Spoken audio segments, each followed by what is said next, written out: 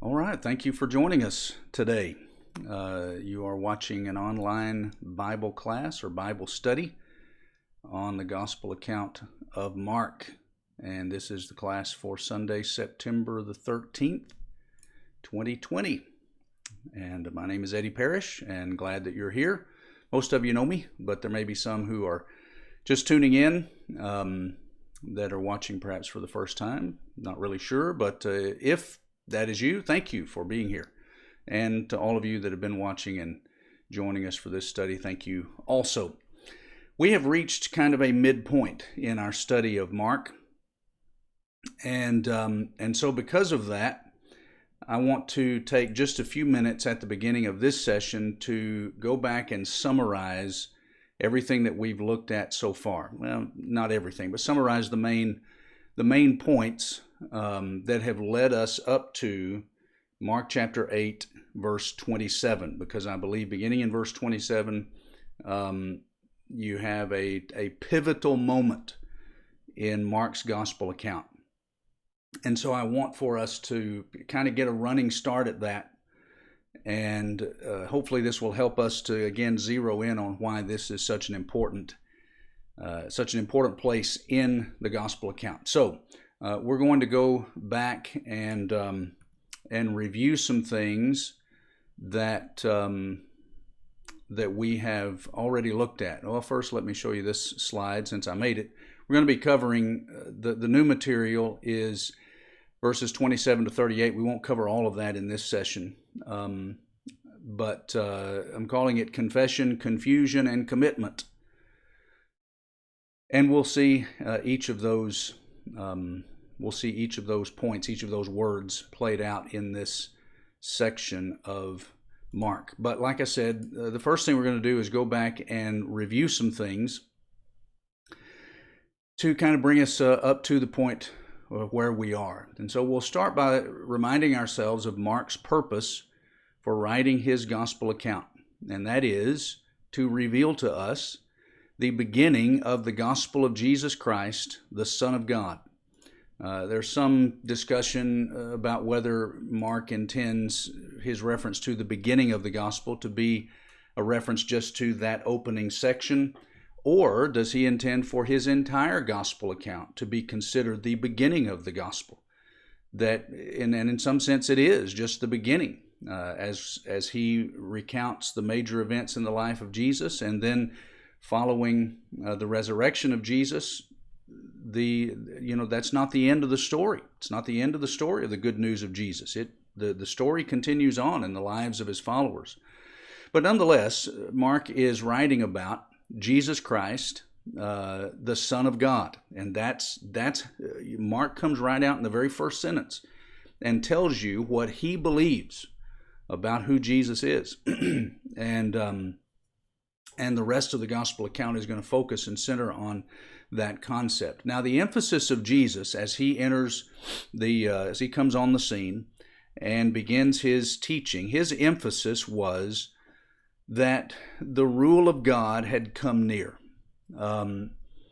Verses 14 and 15, chapter 1. After John was arrested, Jesus came into Galilee, proclaiming the gospel of God, the good news of God, and saying, "The time is fulfilled, and the kingdom of God is at hand.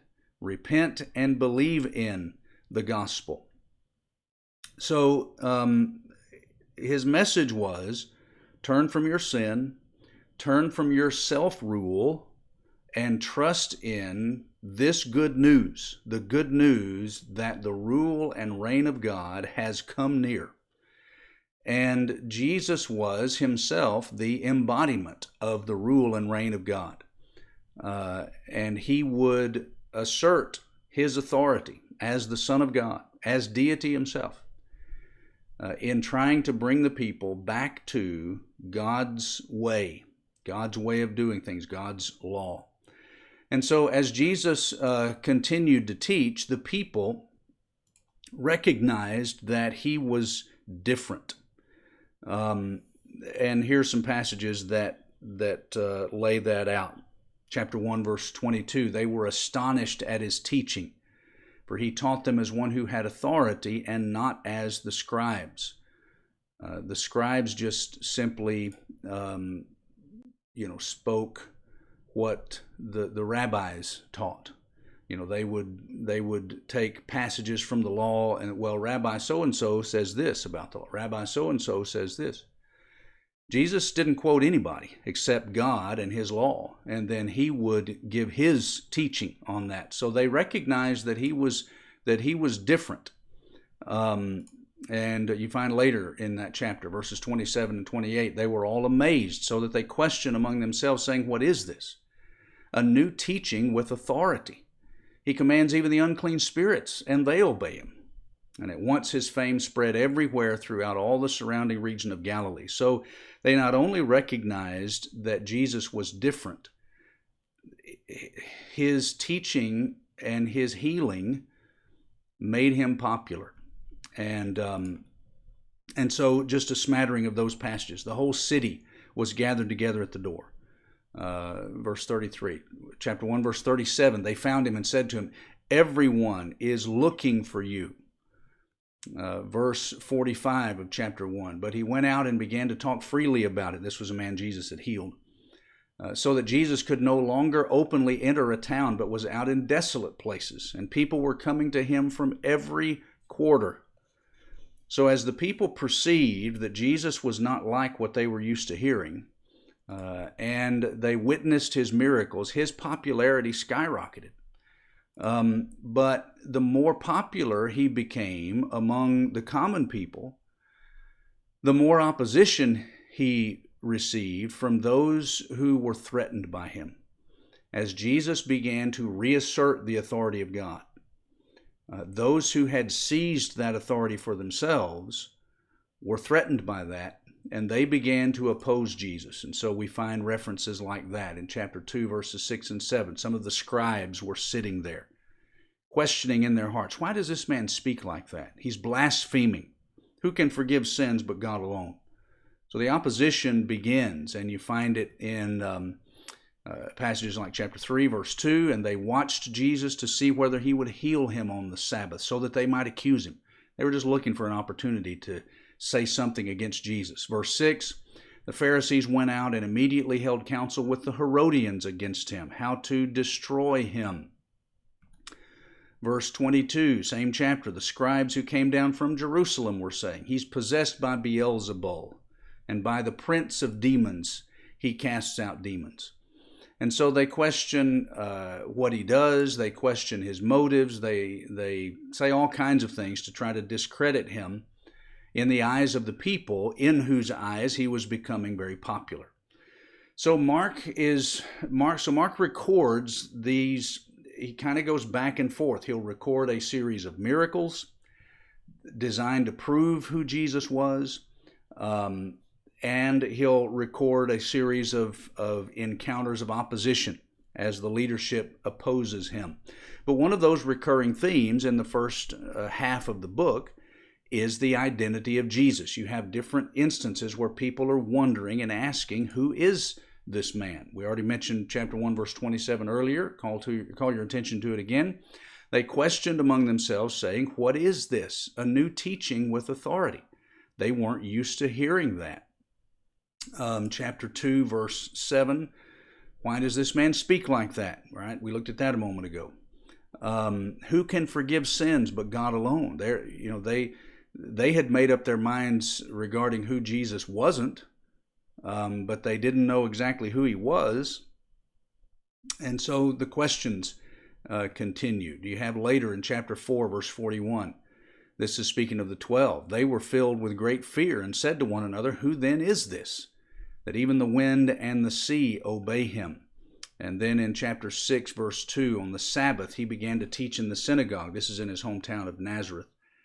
And many who heard him were astonished, saying, "Where did this man get these things? What is the wisdom given to him? And how are such mighty works done by his hands?" So the recurring theme is, who is Jesus?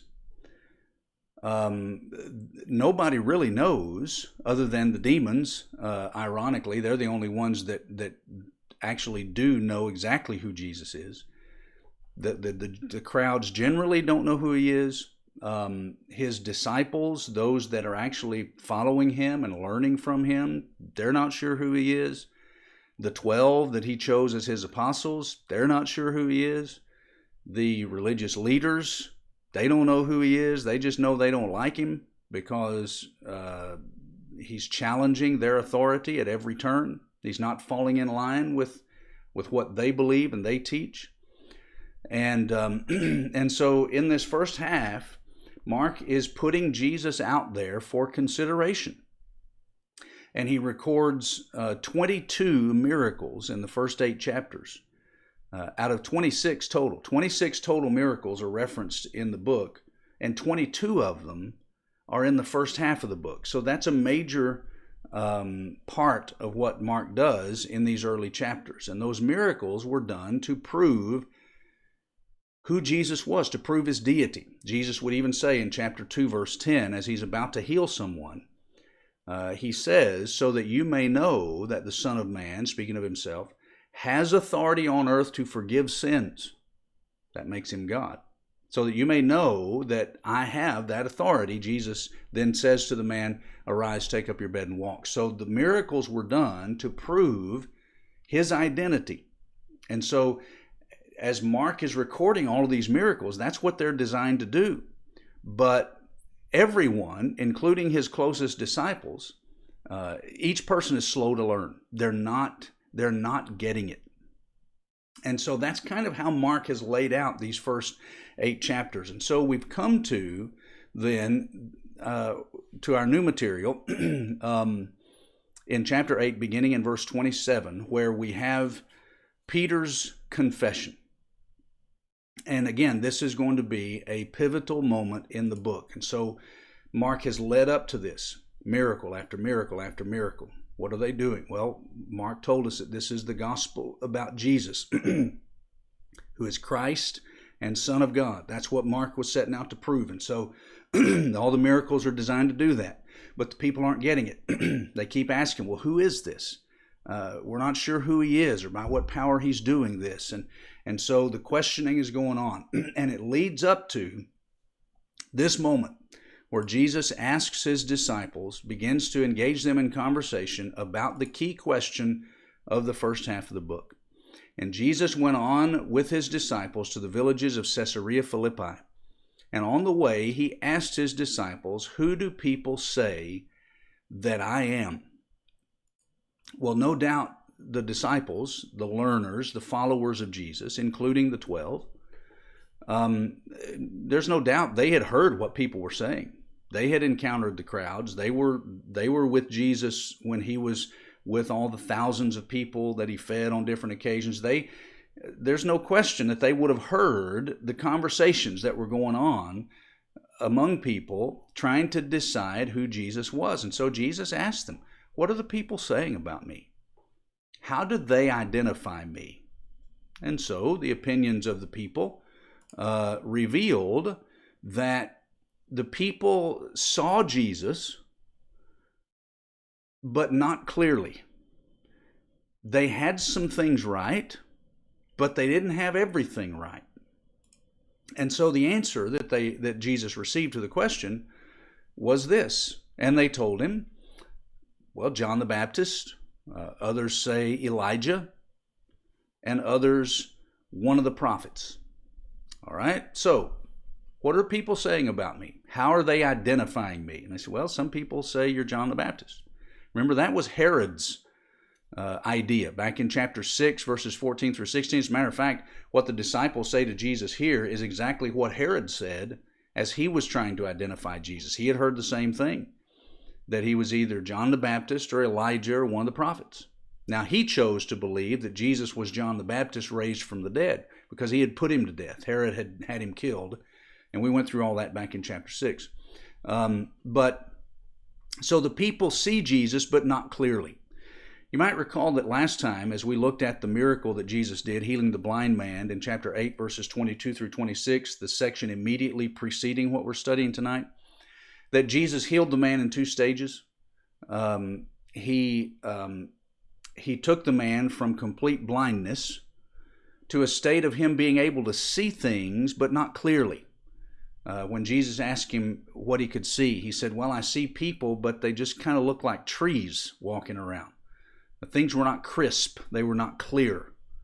And then Jesus completed the healing, and the man saw everything clearly. And I offered to you the possibility, I don't know this, but I think it's an intriguing possibility that perhaps the reason why Jesus healed that man in stages was to use him as an object lesson. And Mark is recording this here because it fits with the spiritual blindness of the people. The people see Jesus, but they don't see him clearly. They get some things right, but they don't have everything right. And so, let's give the people credit that they are more accurate in their assessment of the identity of Jesus than the religious leaders were. Chapter 3, verse 22, they said, well, he's just working for Satan. He cast out demons by the power of the prince of the demons. Well, they were way off. These people are closer than they were. They saw things more clearly than the religious leaders.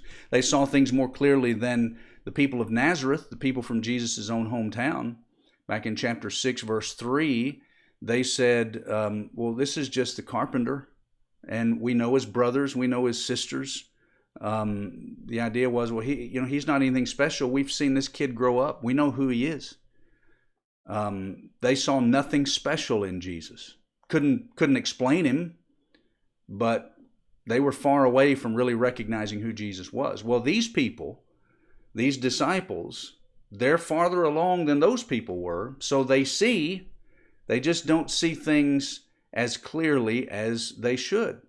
Jesus wasn't John the Baptist. He wasn't Elijah. He was a prophet. Some were saying, well, he's one of the prophets. Well, Jesus was a prophet, so in that they're on the right track. There's some sight there. But he was more than just one of the prophets, and that's what they had not yet seen clearly.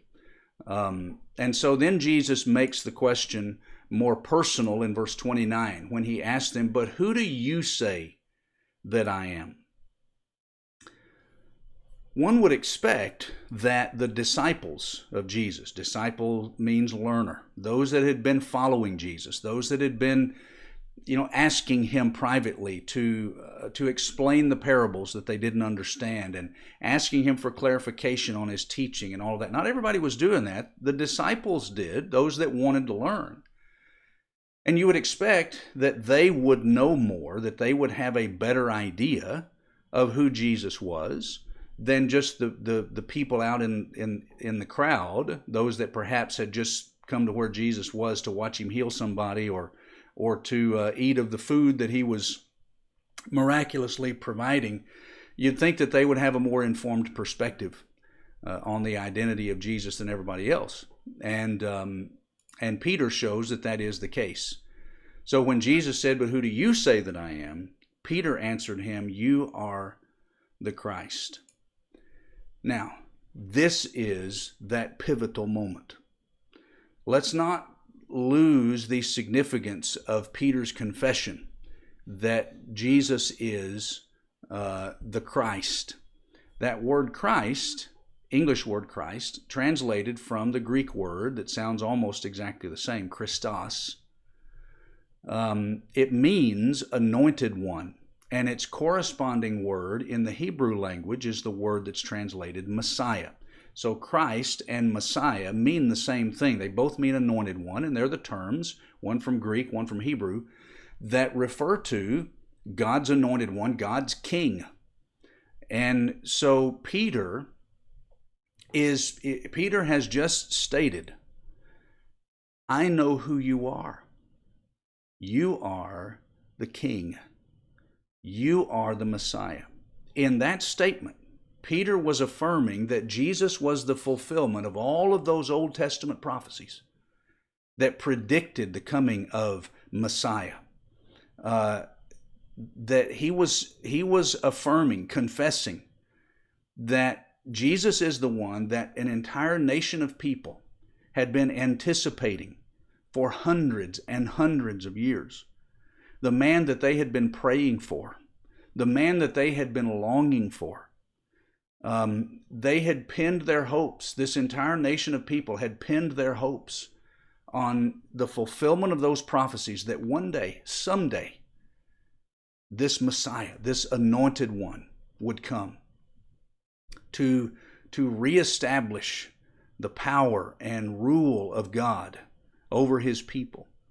Peter has just affirmed that Jesus is that person, that he has the power and the right to rule the nation of Israel. Now, from an application standpoint, as we take that event and pull it up into our day, this is the key moment in the book, or at least a key moment in the book. We'll kind of revisit this key moment at the end of the book. But Mark wants his readers to face that same question, because that's been the question of the first whole half of the book. Who is he? We see him doing these things. We hear him teaching. Who is he? He speaks with authority. He's not like the other guys that we've been used to listening to. He's different. He's got this charisma about him. His teaching is different. He's able to hear. Who is this man? Peter has now finally, somebody outside of a demon has finally gotten it right. Mark wants us to face that same question. The world has its opinions about Jesus. Just like Jesus asked them, what are people saying about me? Just the general populace. What are the ideas that are going around about who I am? Well, the world today has its ideas. You listen to people and you'll learn. Here's what people think about Jesus. Some people think he's a figment of the imagination. There are some people that don't even think he ever lived, that he never even existed, that he's just a made-up ideal figure that somebody hopes would exist but never really did. You've got others that say, yeah, he was a real person, but he was a loon. He had these grandiose ideas that he was God in the flesh. I mean, those are the words of a lunatic. That's what some people think about Jesus. Some believe that he was a Jewish rabbi. So he existed. He was a Jewish rabbi that lived in the first century, and but in the grand scheme of things, was fairly insignificant outside of the fact that he gave us a few really good, memorable statements. Some people, about the only thing that they know about Jesus is he's the one that said, "Judge not, that you be not judged, and he that is without sin among you, let him cast the first stone." Some people, that's all they know about Jesus, because they like to pull that up to justify sinful behavior in themselves or in others. And so, he existed, said a few good things. Those are some gems. Those two statements. But he's nothing more than that. Some say, yeah, he was a good man. Some will go so far as to say, yeah, he was a prophet. He was one of God's prophets, just like some of the people in his day were saying he's one of the prophets. But he's nothing more than that. So you listen to the world today, and you see that people have their ideas about who Jesus is, about his identity. Now, if we can keep Jesus as some generic sage, if that's all he was just a Jewish rabbi that said a few things that people have remembered, but he's nothing more than that. If that's all he is, then we keep him from having any claim on us. If that's all he is, or all he was, then why do I have to listen to him? I can take what he says with as much authority as what anybody else says, any other human being. So if that's all Jesus is, he has no claim on us. But that's not how Mark presented him. Remember, Mark has presented him throughout this book, and he told us in the very first sentence how he was going to present him. As Christ, Anointed One, Messiah, King, the Son of God.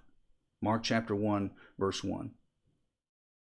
Now, up until this point, no one, again, outside of the demons, no one has reached that conclusion. No one has expressed that. Now somebody has. Peter got it. Now, when you come back to application, you hear all kinds of things about who Jesus is. But those that have walked with Jesus, those that have learned from him, those who have a relationship with him, should have a more accurate answer regarding the identity of Jesus than just a bunch of critics who take shots from far away. Now, that was true then. The crowds had their ideas, but Peter and the others had been with Jesus. They had seen, they had listened, they had investigated, they had asked him questions, they had engaged in conversation. He had engaged them in conversation. He had taught them, he had mentored them. They were in a much better position to identify Jesus than just some random person out in the crowd who had never really spent time with him. Same thing's true today. There are all kinds of people that are taking shots at Jesus from all kinds of positions. But those who have walked with him, those who have allowed him a place in their hearts, those who have listened to his word, those that have spent time with him in the dark moments of life and in the bright moments of life, we are in a much better position to know who Jesus is than somebody that's just taking shots from behind a computer screen or from some other distant place.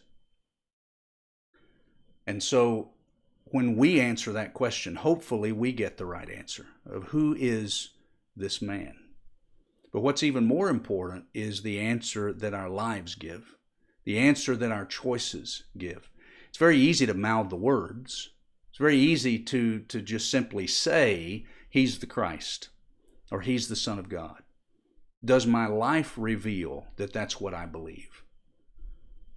Do I believe that he's king? And does my life show that I believe that he's king? Now that question is going to come up again later in this section.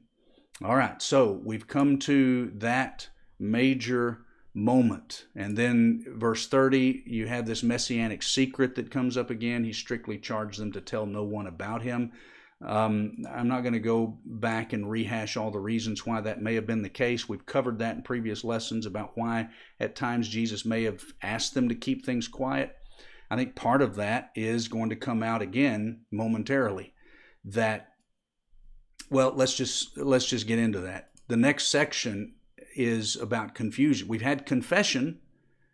Peter finally gets it, and he speaks it. But from confession, we're going to see confusion because there are still some things that Peter doesn't see. He sees Jesus a lot more clearly than a lot of other people do, but still not as clearly as he needs to. So he's progressing, but his spiritual sight is not where it needs to be. And so here's what happens. And he began to teach them. Now, before we look at the rest of that verse, it's important, I think, for us to consider that first phrase. He began to teach them. And I want us to think about that by connecting it with something Jesus said way back in chapter 4. When he was explaining the parable of the sower and the other parables that he taught in that chapter, he said these words: "Pay attention to what you hear. With the measure you use, it will be measured to you, and still more will be added to you. For to the one who has, more will be given. And from the one who has not, even what he has will be taken away."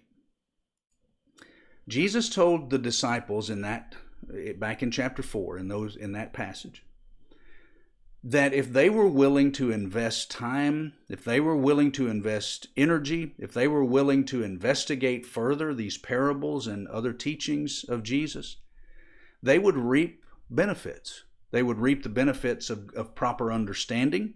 They would learn more. They would receive a return on their investment with compound interest. With the measure you use, it will be measured to you and still more. You invest the time and energy to learn what these parables are about, to learn what I'm about. You'll get what you're looking for and then some. But those that are unwilling to invest that time and energy, those that are not willing to think about it and ponder it and ask questions, then they would find their opportunities to grow, to mature, to learn, evaporate. For the one who has not, even what he has will be taken away. So here is my expanded translation of that. Well, on the screen is not the expanded translation, but here is what I believe Jesus was saying in those passages.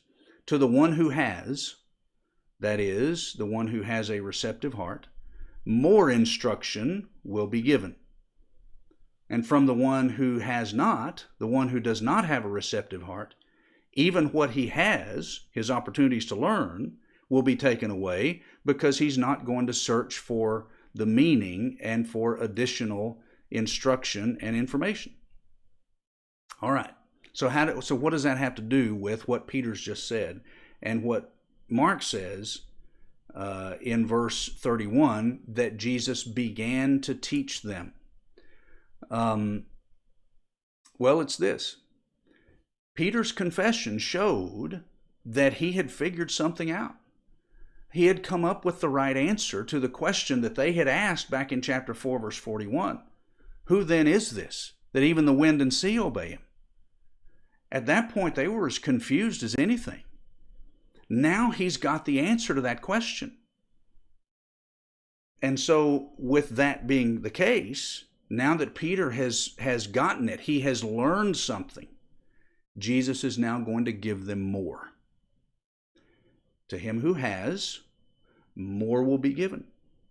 Jesus began to teach them something about what it meant for him to be the Messiah. And that's where this transition is now going to happen in Mark's account. And he began to teach them that the Son of Man must suffer many things and be rejected by the elders and the chief priests and the scribes and be killed, and after 3 days rise again. This is the first time in Mark's account that Jesus mentions his suffering. Mark has not recorded anything from Jesus along those lines to this point. All he's been focused on is, who is he? Here are the miracles designed to prove who he is, but here are the people trying to figure it out. They're working through it. They're thinking about it. They're trying to come up with the right answer. Peter finally does. And now, since he has gotten it, since he has invested the time and energy, he's received his answer, and now Jesus is going to give him more. And so he begins to teach them something that he had not brought up to them before, and that is, yes, implied, yes, I am the Christ. Now let me tell you what that means. It means that I'm going to suffer. It means I'm going to be rejected. It means I'm going to be killed and then raised again. Now, after this moment, here in chapter 8, verses 31 and following, there are going to be 7 more times from this point forward in which Jesus is going to talk to his disciples about his impending suffering. Hasn't mentioned it once to this moment. But now in this moment, and 7 more times from here on out, he's going to focus his attention and theirs on his upcoming suffering. And so the significance of that is monumental. Peter has reached a milestone in figuring out that Jesus is the Christ. And now Jesus is going to teach his disciples what it means for him to be the Christ. And it's not what they think. They've always thought, the Jewish people generally, the populace, they thought that when the prophets predicted a coming king, this anointed one, he's going to come, he's going to restore the people. What they thought that meant was that the Messiah was going to return Israel to political prominence and military might. That this Messiah would come. Those that lived in the days of the Romans, they believed if the Messiah came in their time, that he would throw off the shackles of Rome and restore Israel to its political status that it had in the world like it was under David and Solomon. They were expecting the glory days of Israel. And so Peter finally gets it, and he says, "You're the Christ, you're the Messiah. You're our long-awaited King." And Jesus says, "Yes, I am, and they're going to kill me."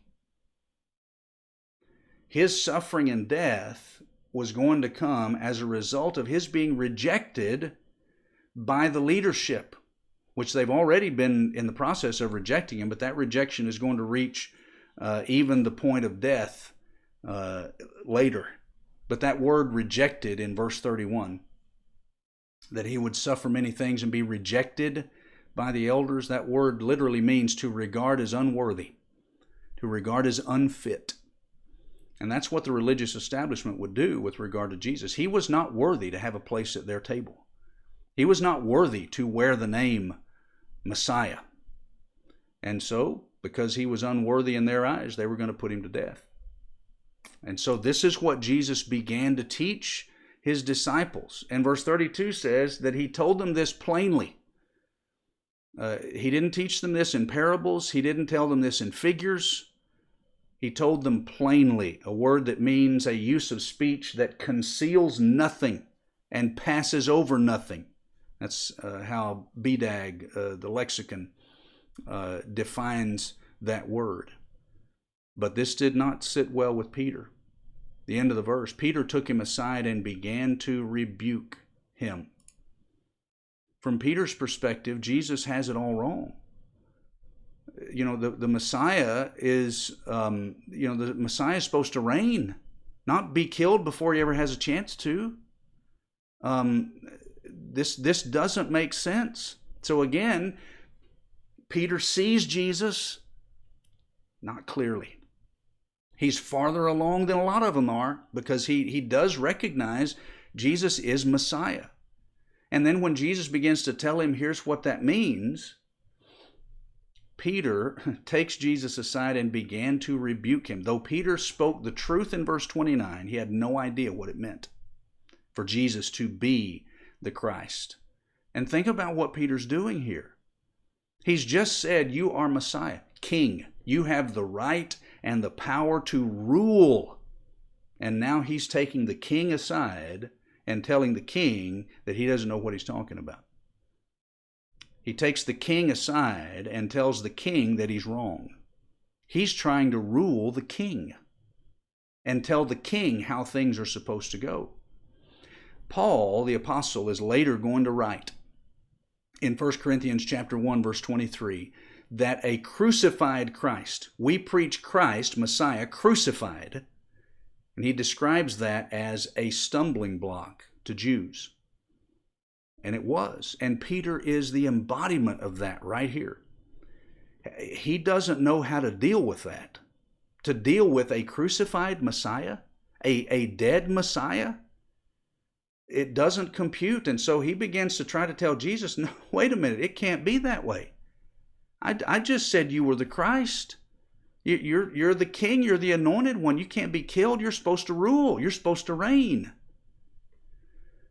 Peter means well, but he has put himself in the role of king by rebuking Jesus.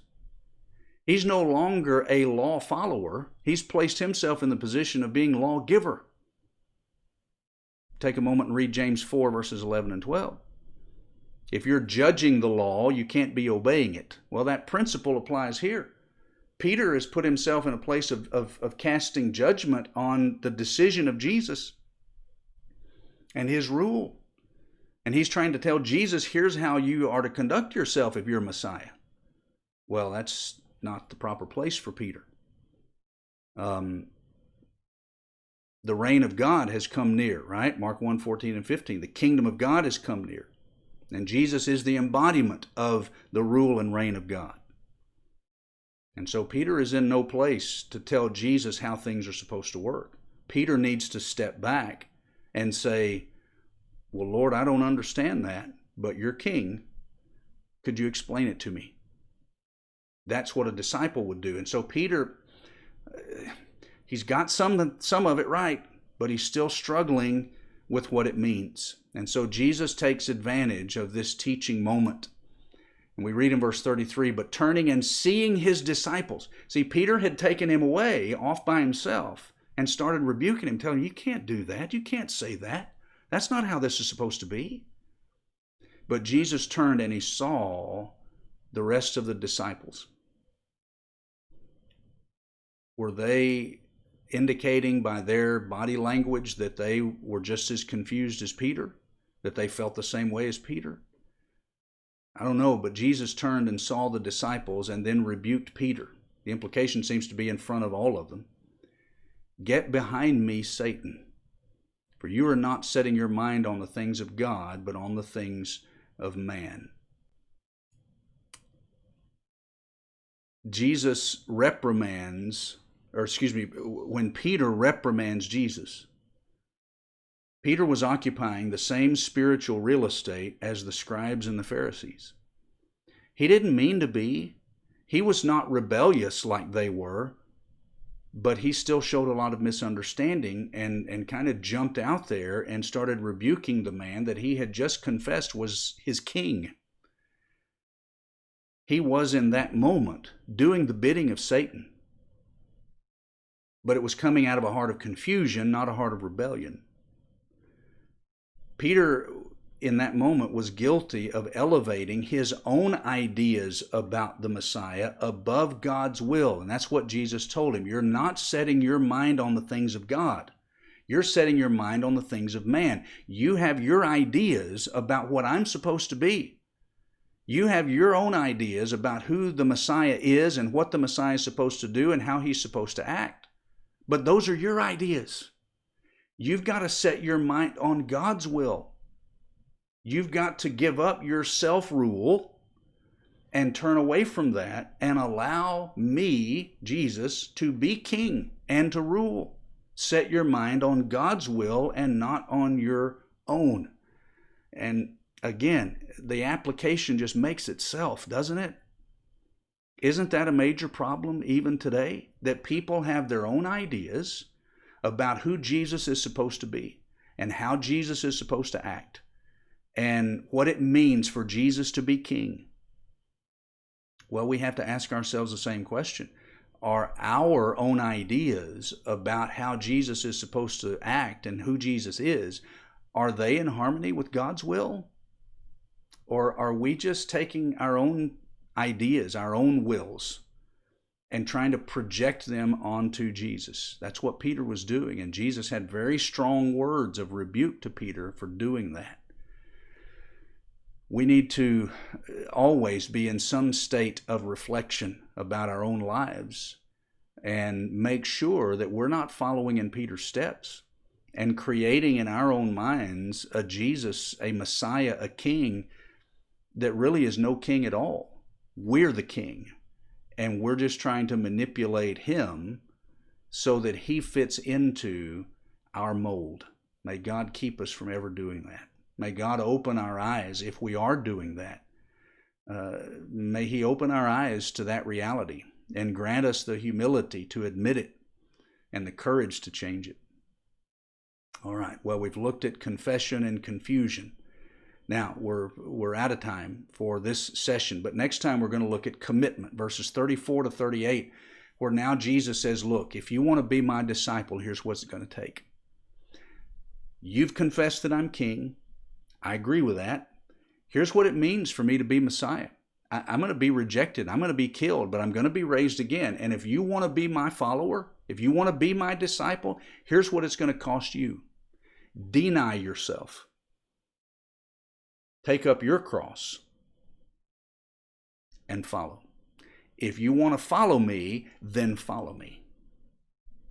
Tough teaching, but this is where the rubber meets the road. This is, I love this part of Mark because it's the climactic part as far as application is concerned. This is what it means to be a disciple, a follower of Jesus. And we'll look at that next time. Let's pray.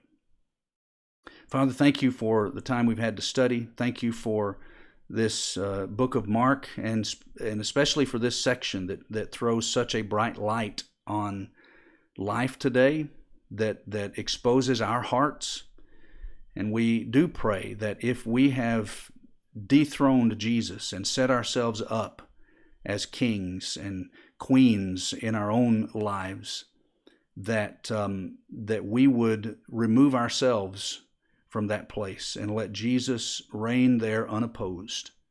Open our eyes, Father, if that's what we've done. Grant us the humility to admit it and the courage to change it. We thank you for the reign and rule of Christ in his kingdom, in his church. And may we always, as loyal subjects, bow ourselves before his rule in everything. Through Jesus we pray. Amen. Okay, my friends, I love you guys, and you have a good rest of your week. And God willing, we'll pick up our study right here next time in Mark chapter 8. See you.